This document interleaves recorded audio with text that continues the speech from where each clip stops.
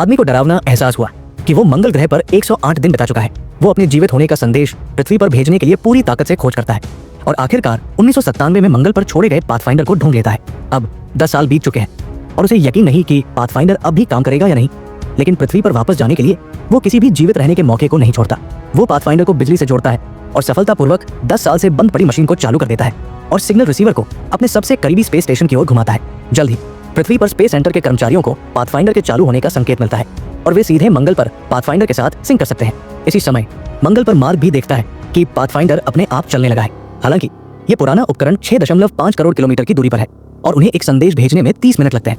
लेकिन इससे मार्क को पता चलता है कि वो पृथ्वी पर स्पेस एजेंसी से जुड़ चुका है और वो तुरंत बेस में वापस जाता है। कुछ व्हाइट बोर्ड ढूंढता है, उन पर कुछ सरल शब्द लिखता है और फिर हथौड़े से उन्हें कैमरे के सामने लगा देता है। आधे घंटे बाद पृथ्वी पर स्पेस एजेंसी को मंगल से भेजी गई तस्वीर मिलती है और ये नतीजा उन्हें बहुत खुश करता है। हालांकि वे सिर्फ कैमरा घुमाकर मार्क को संदेश भेज सकते हैं, लेकिन कम से कम उनके बीच संपर्क स्थापित हो चुका है।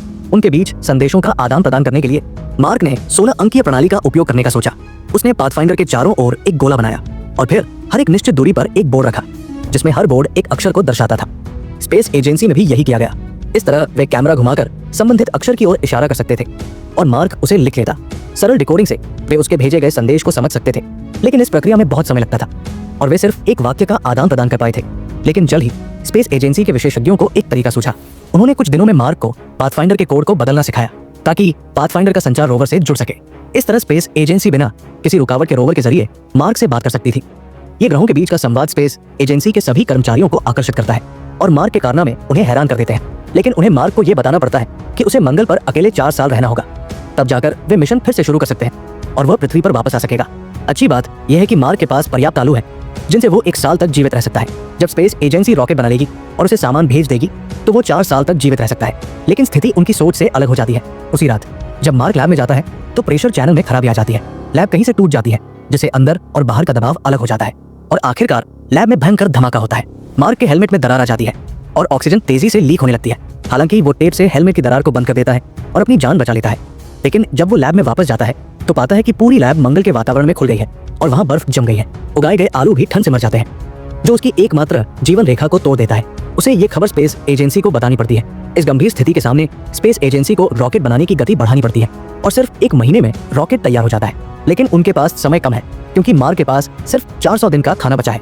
दबाव में स्पेस एजेंसी को बिना पूरी जांच किए रॉकेट लॉन्च करना पड़ता है। अगर सब कुछ ठीक रहा तो मार्क खाना खत्म होने से पहले सामान प्राप्त कर लेगा। जल्द ही रॉकेट सफलतापूर्वक उड़ान भरता है और सभी इस पल का जश्न मनाते हैं।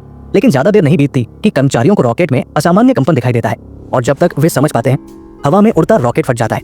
जल्दबाजी में रॉकेट लॉन्च करने की वजह से ये असफल हो जाता है। अगर वे फिर से रॉकेट बनाने का समय लेते तो मार्क मंगल पर भूख से मर चुका होता। एक असहायता का एहसास उन पर छा जाता है। 186वें सोल डे पर रॉकेट के फेल होने की खबर सुनकर मार्क जीने की उम्मीद छोड़ देता है। जब खाना खत्म हो जाएगा तो उसे बस मौत का इंतजार करना होगा। जब सभी निराश हो जाते हैं तो चाइना नेशनल स्पेस एजेंसी मदद करने का फैसला करती है। चाइना उस समय सन गॉड प्रोजेक्ट पर काम कर रहा है और उनके पास एक बूस्टर है जो उन्हें कम से कम समय में मंगल की कक्षा में पहुंचा सकता है। लेकिन इसका मतलब है कि उन्हें सन गॉड प्रोजेक्ट रद्द करना होगा। आखिरकार चाइना नेशनल स्पेस एजेंसी मदद करने का फैसला करती है।